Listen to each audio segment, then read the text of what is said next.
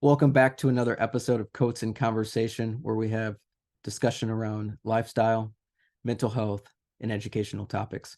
I'm your host, Kendrick Coates, but before we get started in today's episode, be sure to go out and like and subscribe to Coats in Conversation on YouTube. You can also find all Coats in Conversation podcast episodes on Apple, Spotify, or wherever you listen to your podcast episodes. This episode, just before we get started, this was recorded a few months ago. I've been busy, y'all, with grad school, trying to just maintain my own mental health and just trying to take care of all of my responsibilities. So I'm a little late getting this episode out. And this episode was with Griffin Nyi. And Griffin Nyi is an athlete who I used to work with. So Griffin and I started working, I think it was about 2015 or 2016. And for those that aren't aware or just don't know, I spent about 10 years in the health and fitness, sports performance, and coaching world. And so that's how Griffin and I originally connected. And he was wanting to, build more muscle, some more speed as a golfer. And so it's been really cool. And I'm excited for y'all to hear this episode because I'm on the other side of it from, working with Griffin as a coach to now listening to his story and his experiences. Now me being an intern marriage and family therapist. So it's really cool that I've been able to watch Griffin's growth over the years and just seeing how his mentality has helped him not only in sports, but as he now goes into the workforce. So again, with that being said, please go out, like and subscribe to Coats in Conversation. It really helps me grow what it is that I'm doing here.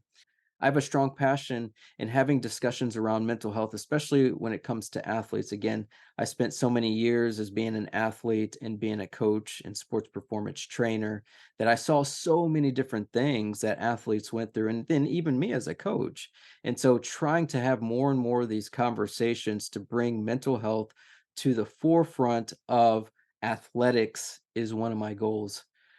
So I hope y'all enjoyed this episode as much as I enjoyed having the conversation with Griffin.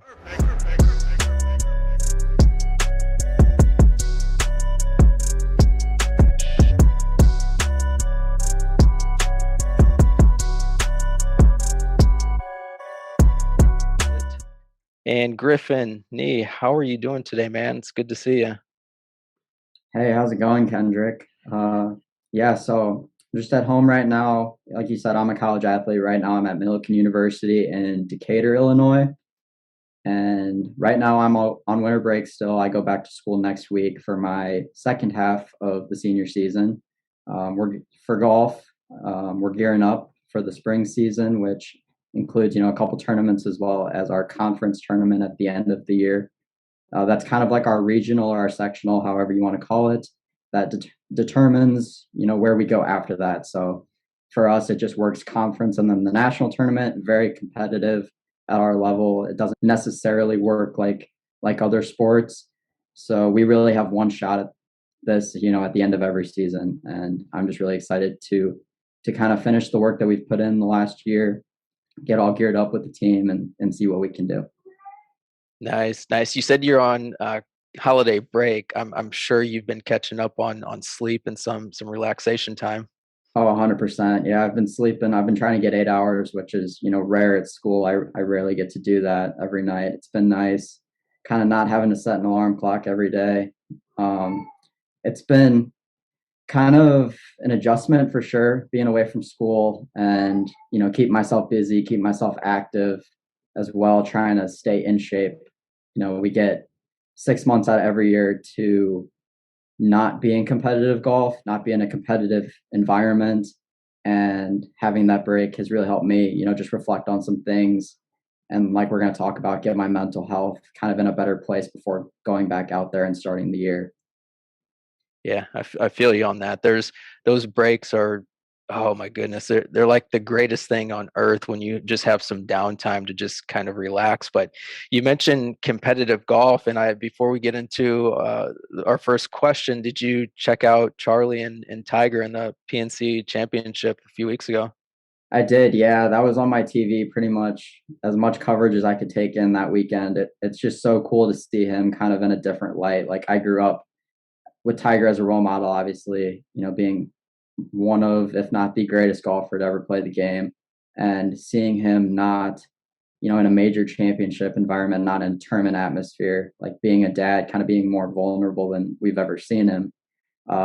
That's just been really cool and really exciting for the golf community as a whole, just to have our role model, our leader, kind of on the screen like that and in a different light. Yeah, and there's been for so long. During Tiger's peak or his heyday, it was almost like you just weren't able to get in to know who Tiger really was. And so being able to see him play with his son, it almost brings in a different element or a different personality of Tiger that I think many of us were wanting, but we never really got to see because he was just so competitive and just so driven and so focused in on, for a lack of better words, crushing his competition. So it is cool to see. But going over to our first question, and I think it's important just to give context to our viewers and listeners. How did you first get involved in the sport of golf?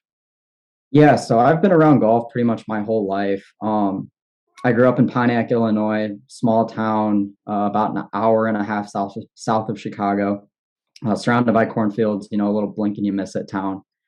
But my family originally we lived sort of by the golf course, not directly on it. But my next door neighbors were actually nice enough that they lived on the 12th hole of my home course growing up. They were nice enough to let me cut through their backyard every night and just kind of go hit chips and putts whenever I wanted to. And being just an 8-year-old kid, it's more of a relaxing thing just to have fun, kind of an adventure. But I really didn't get into competitive golf until I was about 12. Played my first tournament when I was 12 or 13, just in town, the little Pontiac Junior Open, I think is what it was called. And then kind of going from there, my eighth grade year in Pontiac, they started the Illinois Junior High Series. Played in the sectional and the state tournament there. And at that point, it's kind of more just getting kids to be familiar with the game and kind of get familiar with the competitive atmosphere more than anything. I had already kind of had a little bit of a jump on the game of golf and kind of being familiar with, just playing around. So that kind of gave me a boost or, an edge up on getting into the competition aspect of things.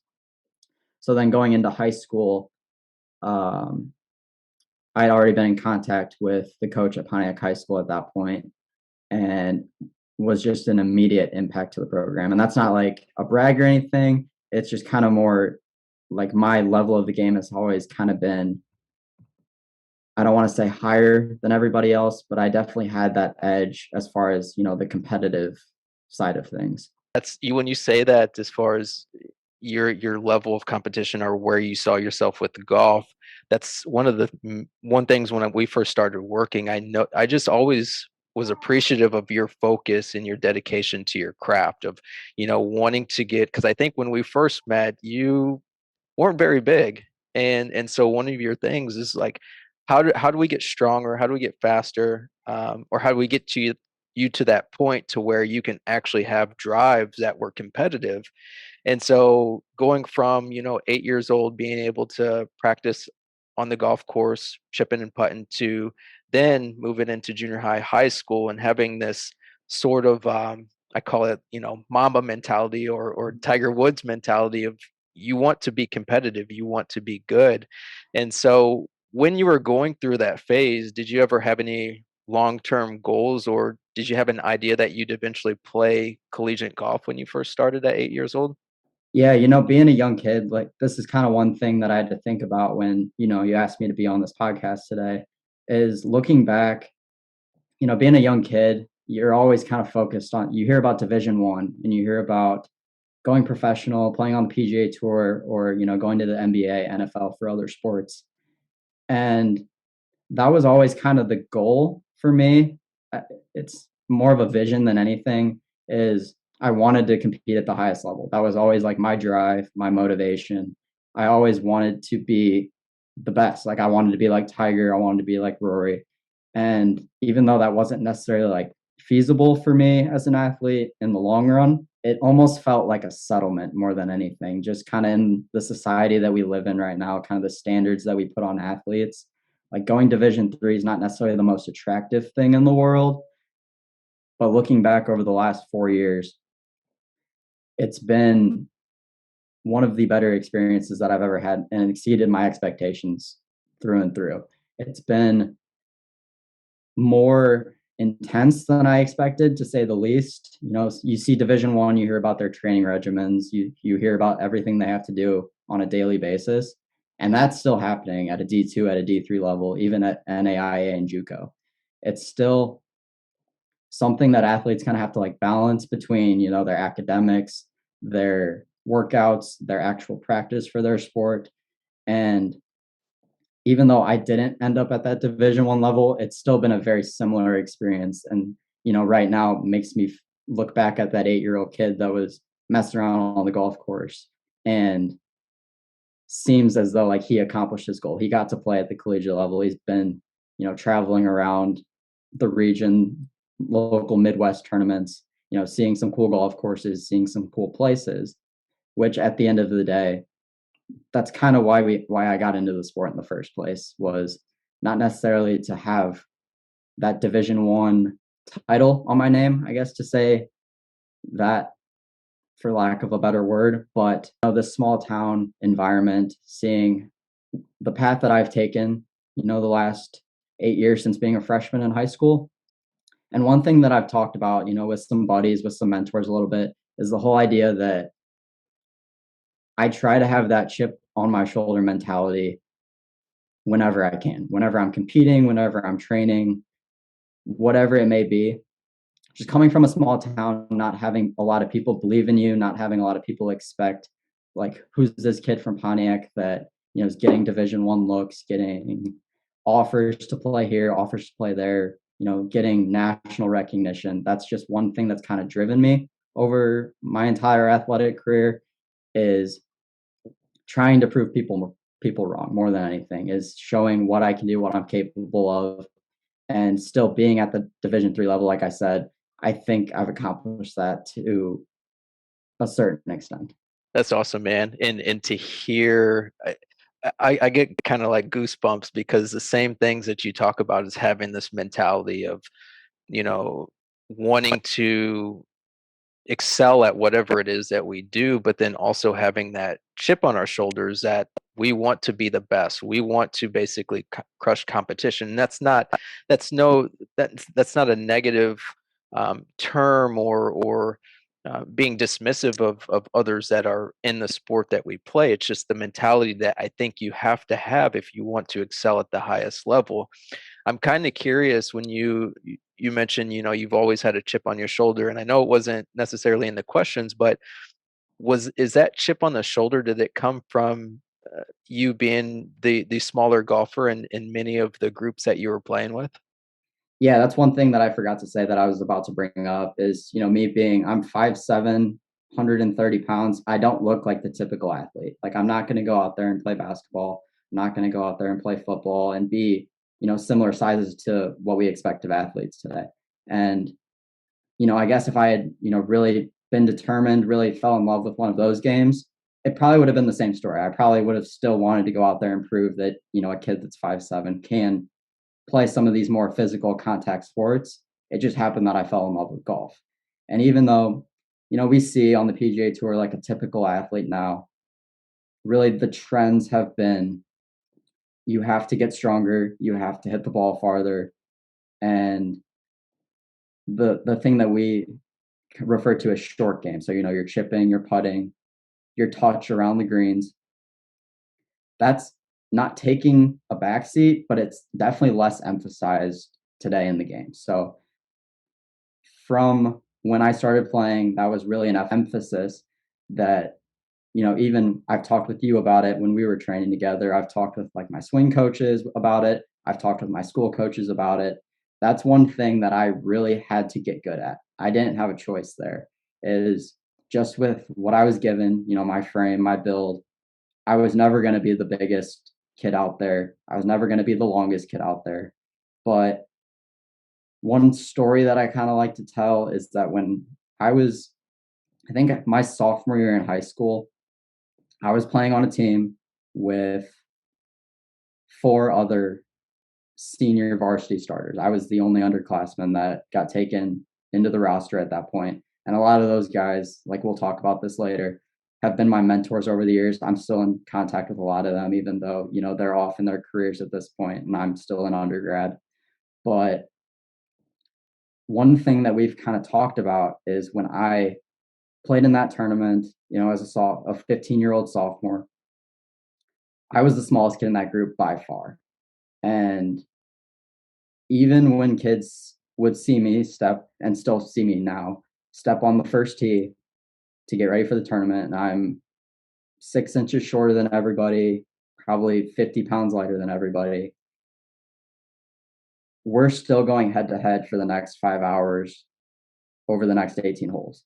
And while my driving, my distance off the tee, my overall strength for the game may not be at the same level as everybody else that I'm competing against, I've made sure that, the chipping, the putting, like I just said, has been at a level that's above everybody else. That's kind of how I make up for it. I make up for my size.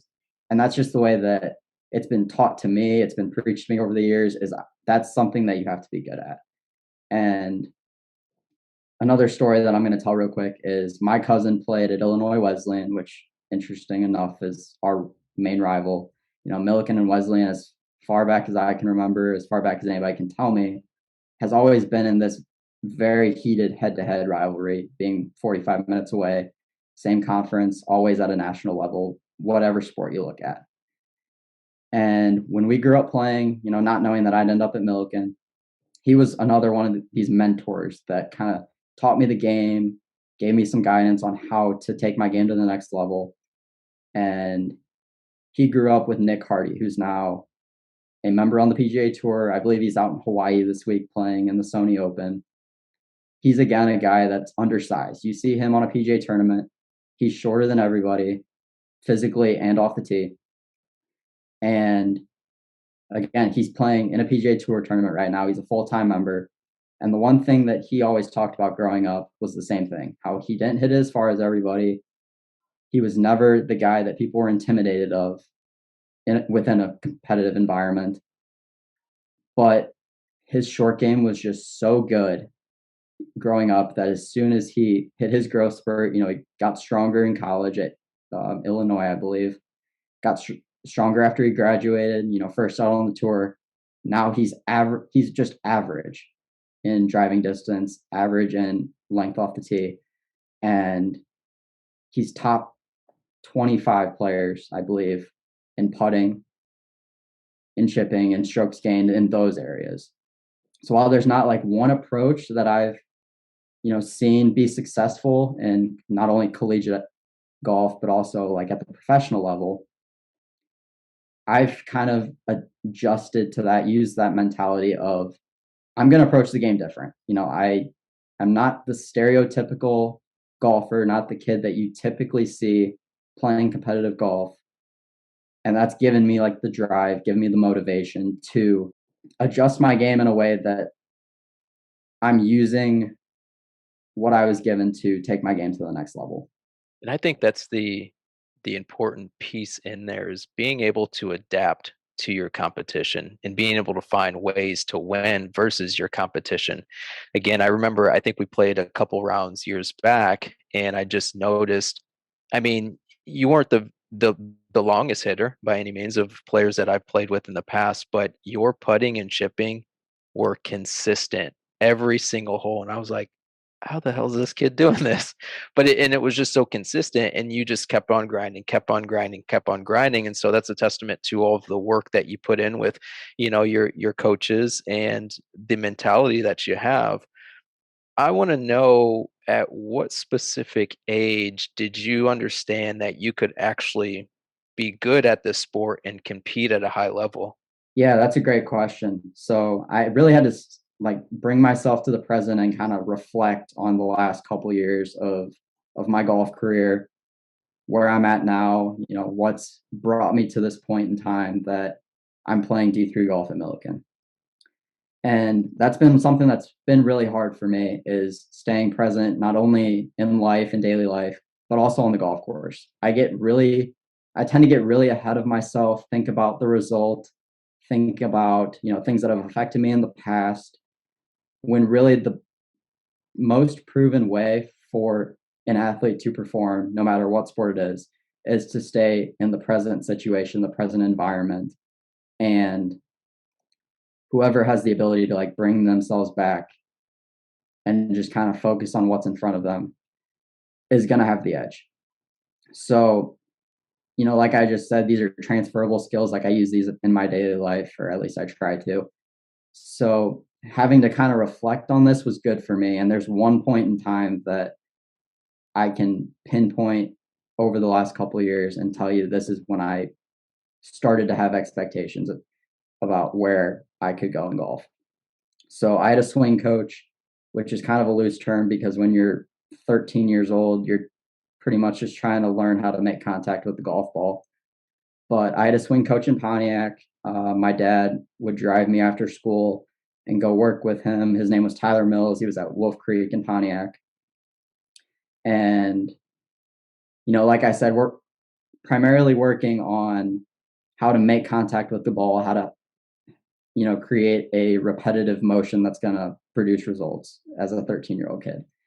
And after every lesson, he would look at me and he would tell me, good work today, the typical end of a session that you have with the coach. But the one thing he would add is he would look at me and he'd tell me that you have potential. That's all he would say. He said, you had potential. And going home, on the drive home from that lesson or whatever week it took me a while to understand what that meant. Like him saying that to me, obviously showed he had confidence in me. It gave me the push to keep going and keep trying to improve and keep training. But until I got to high school, until I got to, my freshman or sophomore year in college, I really didn't know what he meant by you have potential. And seeing now how that has influenced me, how that's impacted my mentality in approaching the game, that's given me just that little comment has given me the confidence and the motivation in my work ethic, in how I approach the game, how I approach my training, no matter what it is. Maybe it's like a self-fulfilling prophecy. I think that's what it's called. But him telling me that I had potential actually, gave me the limit to what I could do. It showed me, you have to keep working to get better, obviously.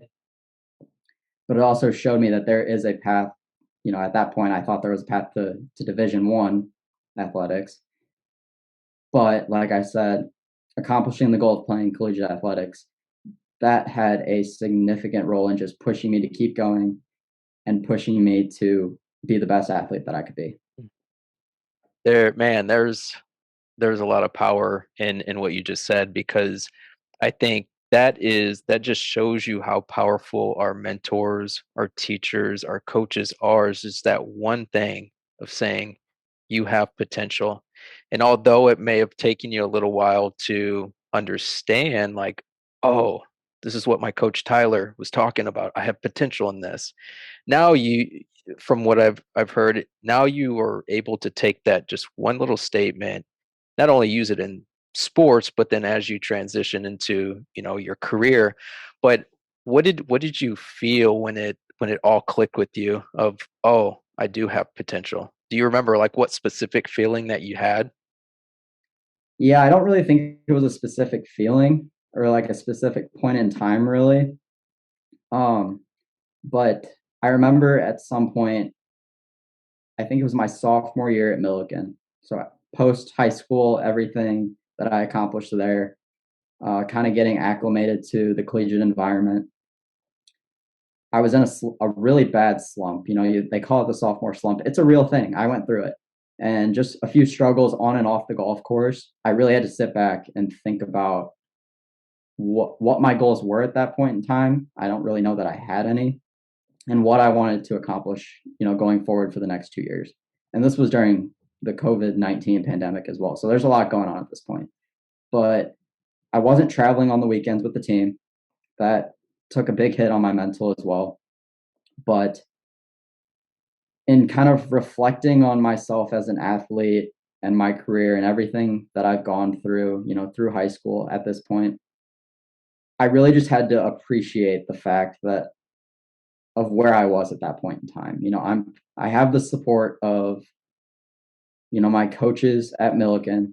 At that point, we had our head coach that recruited me, as well as a grad assistant that did really good work that 1 year, considering everything that was going on. But yeah, it wasn't just one like big emotional wave that hit me. It was kind of over time of me just gaining an appreciation for the situation that I was in, figuring out a plan of moving forward for where I wanted to be in the future, and sitting here now as a senior, having sort of figured it out of what I needed to do at that point, getting used to the elevated amount of training and work that goes into being a college athlete. It really just took me realizing that I had to be grateful, had to be appreciative of the things that I'd been given, the opportunities I've been given to, improve myself not only as an athlete, but off the golf course as well. That's awesome. There's in you'd mentioned kind of being in that space of being grateful, which I think that's so important. We sometimes get so far ahead of ourselves that we forget the blessings that we have right in front of us. Going kind of switching gears, and I know the main talk that I wanted to have with you today was centered around mental health. So as you go back and reflect on high school golf and your collegiate experience, going from high school to college, what kind of transition did you have getting acclimated to the new schedule, competition, training, a new lifestyle? What'd you go through? Yeah, initially, my freshman year in college, I thought I had it all figured out. You know, college comes with this new sense of independence and, obviously a new schedule, like you said, and a new training environment and a level of expectation, if we're being honest. But that whole year leading up to the pandemic in the spring, so we were actually on spring break my freshman year, our training trip, when everyone got sent home for lockdown. But at that point in time, I thought I had this whole college athlete thing figured out. I thought that what I was doing in training, even from any influences or coaches I had in high school, I thought that what I was doing on the golf course with, my new college coach was good enough, I guess. But come when that with that pandemic and seeing what happened the next 2 years in my career, there was a wake up call waiting for me that I didn't necessarily expect. I, you hear about it a little bit from college athletes of the past, preaching to these, younger high school, junior high athletes of what's waiting for them at college for those of us that are lucky enough to get to that level. And you don't really know what that's going to look like. It's a very individualized experience for everybody, what you go through transitioning from the high school level to the college level. And I don't know if it was, just typical academic routines that came with my school, with my program, or just good resources that have kind of gone away since then. But there was a point in time my sophomore year, I know I've mentioned that a couple times in the last couple minutes, but at that point, I really started struggling. I really started struggling on the golf course, off the golf course, in the classroom, even in social environments. There was just a lot that hit me post COVID that I didn't necessarily know how to deal with. So at that point, I'm not scared to admit that I reached out to the counseling service. We have a really good health clinic and mental health counseling and training service at Millikin, free to students, that kind of helped me through a couple of these things. And really, it was just good to have somebody to talk to at that point. It's not necessarily that they were telling me what to do or that a coach specifically reached out and said, here's a training plan, because at the end of the day, this was something that I had to figure out for myself. This was something I had to kind of work through on my own, figure out, again, where I wanted to be down the road and what it was going to take to get there. The pandemic, I think, hit a lot of people in so many different ways that a lot of us weren't even prepared to deal with all of the emotions. And I don't know if baggage is the right way to say it, but it forced many of us to slow down, stop, and actually sit in a lot of feelings that we had probably otherwise had been ignoring for years. Did when you were going through that process of reaching out to a counselor, was it an easy process? And if so, was it more of just like a phone call, email? How'd that process go? And the reason I ask that is because I think if there are athletes listening to this podcast, I think one of the first questions that comes up is, well, how do I go about contacting somebody? So can you kind of explain your experience with reaching out to the counselor and how was that process for you? Yeah, so I guess I should sort of clarify this. This was not athletic based. This was just the Millikin University Health Clinic with one of the hospitals in town for where you go when you're sick or where you go if you have an emergency. But the counseling service that they offer through the hospital it's open to all students, whoever may be struggling with their academics or whoever may be struggling with a certain social group on campus, anything like that. So working with the clinic, I guess is what I'm going to call it here. The scheduling process is very simple. So you can either walk in and make an appointment, talk to somebody directly if you're really struggling, you really need somebody to talk to at that point in time, or you can go in through your university student portal. There's a little tab that you can either make like a health appointment or you can make a counseling appointment. And it's really student based. It's whenever the student has time, feels like they have the time to meet with a counselor. And again, there's more options to making an appointment as well. You can pick who you want to talk to.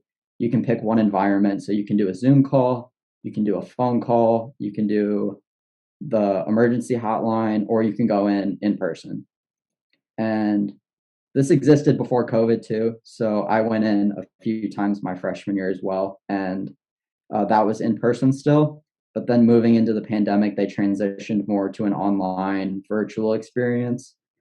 I don't know right now how it currently works, but I know for some students, the pandemic brought more time commitments than anything, more things they had to do on campus. So having that virtual option just to use from your apartment, from your dorm, definitely still gets used. I know for me personally, having the in-person experience I felt was more beneficial. Just having an hour of one-on-one time with somebody, take that 1 hour out of my day to kind of relax and, reflect on what was happening that week or what was happening that month or whatever. And not to say that a Zoom call wouldn't be, effective in any more than an in-person would be, or any less than an in-person would be. But those sessions can, even though they're only an hour, can really go a long way for a student's experience, whether it's an athlete or whether it's somebody, a communications major or a nursing student or a pre-med student, anything like that. Anybody can reach out, and those counselors are very good at working with you through whatever you may be dealing with. I just want to take the time to appreciate you being vulnerable and sharing that, because it's, I think before this call we were talking about, it's not an easy topic for really anybody to talk about, but us men specifically, because there's this stigma in our society that if we go to therapy then we are weak, but that's not the case. There are many things that many of us men go through, the expectations, especially for you, the expectations of being a high level golfer at your university, on top of, maintaining your academics. And then on top of that, transitioning into a completely new environment, which is different from coming from Pontiac, Illinois to, Millikin University, where there's just so many different things going on. At what point did you know that there was something wrong and you needed to reach out to a counselor? And the reason I ask that question is because many athletes and people in general don't know the feelings that they're having. So can you kind of clarify what specifically, you know, alarmed you that, hey, I might need to go and talk to somebody? Yeah, again, it wasn't necessarily like one point in time. It was kind of a buildup or a process to getting to the point where, my mental state got to the point where it was like, okay, you need to do something. Like you can't go through your days feeling like this anymore. And for me personally, it was kind of just getting overwhelmed, I always have kind of been prone to get down on myself a lot, whether it's on the golf course or whether it's, with school or anything like that. And it really just took, again, like I said, not traveling with the team, that really took a hit on this point in my life. It sent me kind of into a downward spiral of, um, like I said, just getting overwhelmed on a daily basis, not necessarily knowing what to do, kind of getting lost in schoolwork, among of getting, training and workouts in as well. Like at that point, it was just there was a lot happening in my life that I didn't know necessarily how to deal with, on my own. So when I felt like, when the team leaves on the weekend, those are my best friends that I live with, that I hang out with every day, do homework with. When they're leaving on the weekends, it's just me and a few other teammates staying for practice, staying for to catch up on homework or whatever it is.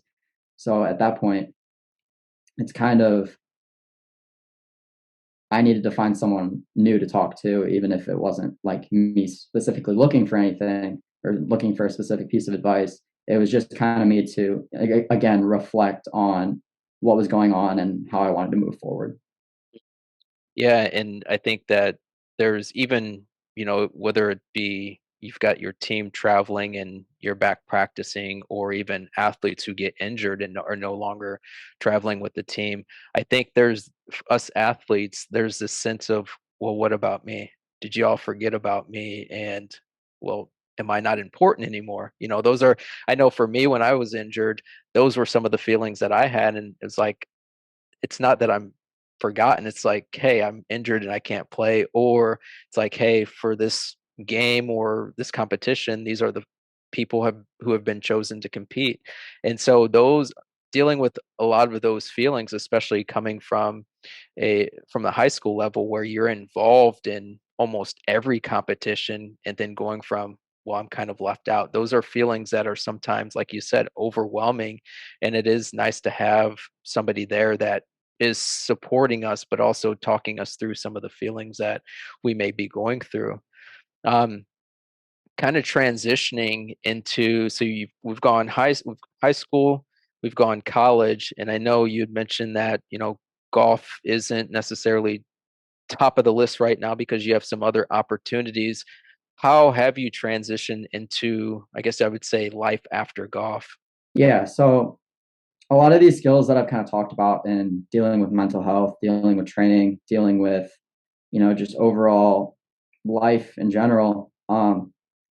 A lot of the things that I've learned through my athletic career are transferable to my academics or how I'm going to, work for a firm in the future. So I'm an accounting and finance major, and kind of what I'm looking at right now is working for an accounting consulting firm, hopefully on a national level, one of the big four companies, and kind of what they look for too. A lot of the qualifications or things that they look for in a candidate are actually trending to be teamwork based. It's very soft skills, not necessarily like technical anymore. It's not what was your GPA in college? What was your test scores? A lot of what they look for now is how can you work in a team? How do you work around other people? And what are you going to bring to the workplace? So, being on a team, Division 3 at Millikin, a lot of the skills that I've learned in working with my teammates, becoming my best friends still, and being in an environment that is different from high school. You're not living with your family anymore, even though it may feel like it. You're not having a constant place or a constant setting that you go to every day. I feel like that's really gonna help with the adjustment when I graduate, when I go on to actually work, in a formal workplace instead of just a team setting or a classroom. So a lot of what I've worked on with myself is my mental health on the golf course. Obviously has to be at a peak if I expect to perform and expect to compete at a high level.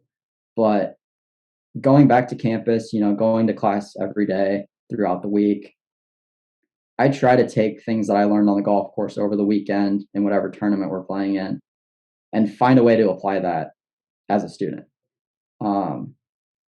Whether that's, working through adversity, something goes wrong on the golf course in a round,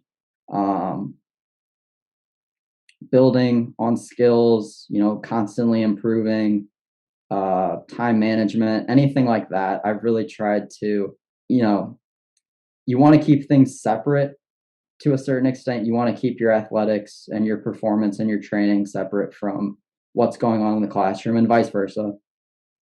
But at some point in time, you really have to think and you really have to consider how everything that you're doing, everything you're involved in is going to help you in your career, in your future athletics, anything of that sort going forward in whatever path you choose to take. I think that goes back to even when you mentioned kind of the vision of playing professional or D1. I think a lot of athletes, whether it's golf, baseball, football, get into this mindset of I have to play Division 1 football, basketball, golf, whatever. And then when that doesn't happen, it's like, oh crap, what now? By you saying you competed at a high level at the Division 3 level and you've been able to gain all of these skills that are transferable into your career, there's just power in that, because I think that there's maybe 1% that make it to professional competition. For the other, 98, 99%, it's like, okay, what's life after golf? So I'm appreciative that you mentioned those things, because I think it's sometimes forgotten with a lot of athletes these days. So so when it comes to mental health, what piece of advice would you give any other collegiate golfer out there that is going through their own mental health struggles that's afraid to mention it to a coach or family member? Yeah, that's another great question. And one thing I kind of, from what you just said, is my transition from high school to college. Obviously, that's something I've been through already, something I've had to work through and talked about here. But my transition from college golf to now being a professional in the workplace, I don't have any plans to turn professional, no offers to go to the PGA Tour or live or anything. That's something that, again, I don't really know what to expect going forward. That I'm planning to graduate this semester, May of 23. And I've heard, again, a lot of people come before me talk about how it feels to not have the sport to turn back to every day, not having that training, not having that very structured schedule. And again, I don't necessarily know if I believe them fully or not. That's just something that I'm going to have to figure out, within the next couple months of what's this actually going to look like? How's this actually going to feel? So as far as, being a current college athlete, maybe this is something that you've thought about or have experienced already. But the biggest thing is you should find a support system, whether that's your teammates or a mentor, a coach, maybe somebody in the athletic department, a trainer or an office manager, even like a front desk receptionist, anything like that, that you should feel comfortable talking to about this level of stuff that's going on in your life. I mentioned counseling if you have that at your school or if you have something like that, like in your work. I highly advise using that. That's if you're ever, struggling that you feel you need somebody to talk to or you need a different perspective on things. But the biggest thing for me was I had to just get over that fear of wanting to deal with this on my own. I'm a very individual person. I wanted to keep a lot of things private. I like to work through things on my own, just, maybe that's an ego thing or whatever. But when things got tough enough for me that it felt like I wasn't, performing or studying at the level that I expected of myself, I really had to reach out, find somebody that I was comfortable. That was the counseling clinic for me. Obviously, they're trained professionals in this. But even if you don't have something like that kind of a resource, find somebody around you that will listen. Maybe not give you advice or anything, but just will sit down and talk with you for however long you need it. And if you have a coach or a mentor or something that isn't kind of gives you a negative outlook on things, like just isn't helping this in any sort of way, kind of making things worse, then that's a different conversation to have. That's definitely something to kind of look at within your support system. Like I've said, build something that you can have to rely on. And if there's some type of influence in your life that, you're stuck between having this person to talk to or having this person actually harm you mentally, again, that's a different conversation that you can have with, somebody that you trust. I appreciate the advice there, especially the part where you mentioned, sometimes as athletes, we don't always get the dealt the right hand of, having great coaches that are supportive.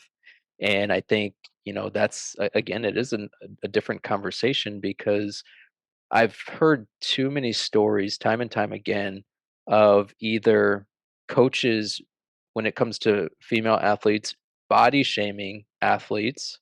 I've seen where male coaches have basically talked down and just plain out disrespectful to their male and female athletes. And these things are happening, but these things will continue to happen if one, we don't speak up about it. And then secondly, we also have to make sure that we find, like you said, Griffin, finding our support system so that if those situations do happen, we're at least comfortable enough to go and talk to somebody about it. So I appreciate you sharing that information. One thing that I kind of forgot to touch on here was, obviously mental health is the most important thing. You have to be comfortable, you have to be not satisfied necessarily, or you just want to be content with where you're at in any given situation. And from an athletics standpoint, um, you won't be able to perform at your highest level if your mental health is harmed or um, broken down in any way. And one thing that I kind of wanted to bring up is I saw yesterday on the news the Stanford women's soccer player Yeah. that committed suicide last year, and that's just one example of the system that we're kind of in right now. Of um, she was performing at a Division 1 level starter, I believe, that doing everything she possibly can as a college athlete, I'm sure, to get that spot. And at the end of the day, you know, her mental health was not in the place that it should have been for a student or for as a person in general. Yeah, that's a great statement right there. Because it seems to, and I don't know if social media has anything to do with it, but it seems like these situations are happening more frequently. Um, One last question I have for you: when you were in that situation of you deciding to actually go and get help, what would have made that easier for you to seek out a counselor far before you actually, I don't know if rock bottom is the correct term to use, but what would have helped you in that situation or that environment for you to go and seek a counselor sooner than you did? No, yeah, I was really lucky all things considered. My teammates, friends, roommates, everyone that was kind of around me when I brought up the idea of going to the counseling service, they were all supportive of it. They encouraged me to do that. They encouraged me to have somebody to talk to. And, if I really felt that I needed it, they were all uh, in favor of it. But, for somebody that maybe doesn't have that, I think it's just the overall stigma. We hear the words therapy and we hear we hear the phrase mental health and everything that kind of is associated with that.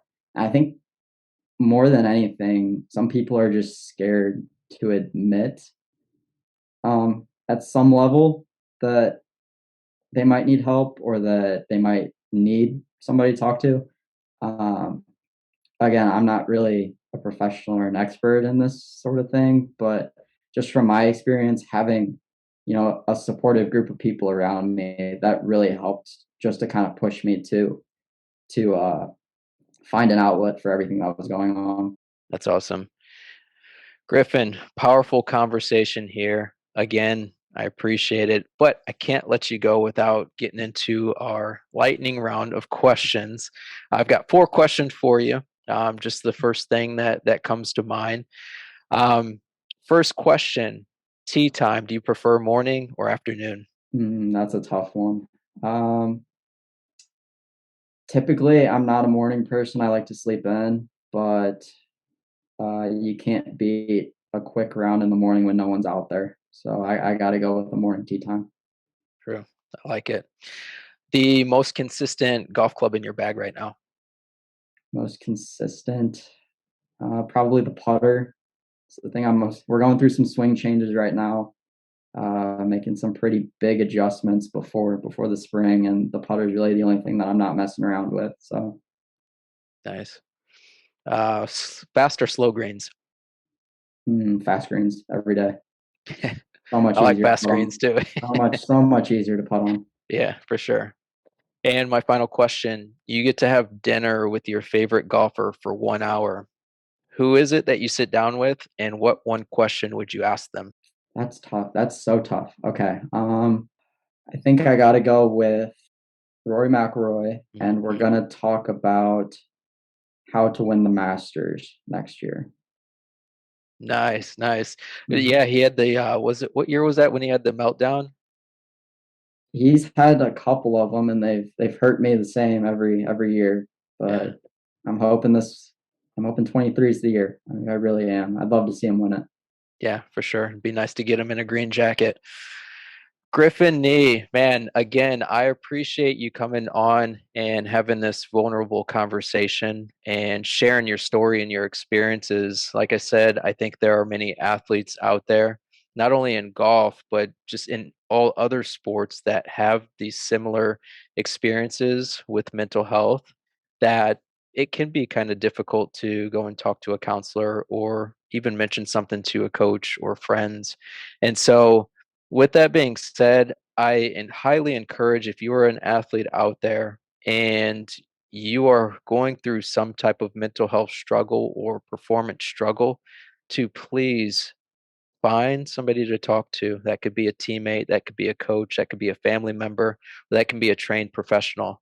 There's so much value in going to talk about mental health struggles.